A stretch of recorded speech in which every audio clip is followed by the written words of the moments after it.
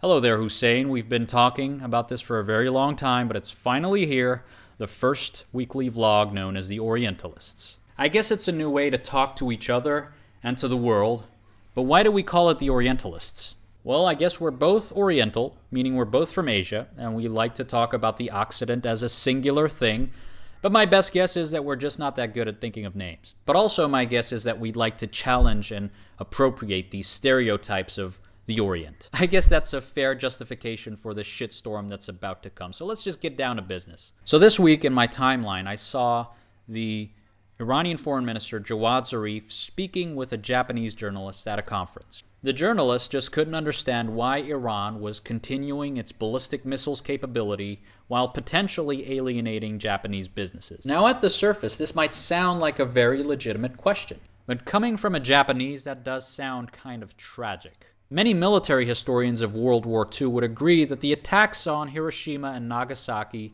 were uncalled for. They were carried out long after it was known that Japan was seeking peace and was ready to surrender. And one of the reasons they continued anyway was because of the lack of Japan's deterrence capability. The effect of the bomb was much stronger than just establishing peace. It entailed the military occupation of Japan and the establishment of a new political order. And of course also the opening of European and American markets for Japanese goods and services, which also entails an economic dependence very well known. As for Zarif, he was just being plain old Zarif. He convincingly alluded to the Iraqi invasion of Iran during the 1980s and how the international community was nowhere to be found, thereby justifying Iran's defensive capabilities. Many of the great powers who were tasked with maintaining international order were actually belligerents on the Iraqi side. And Zarif didn't actually mention the European Union and how they found no breach in relation to the ballistic missiles program, and that Iran was basically holding up its end of the bargain. I also fail to understand how Zarif could come to the conclusion that Iran was one of the most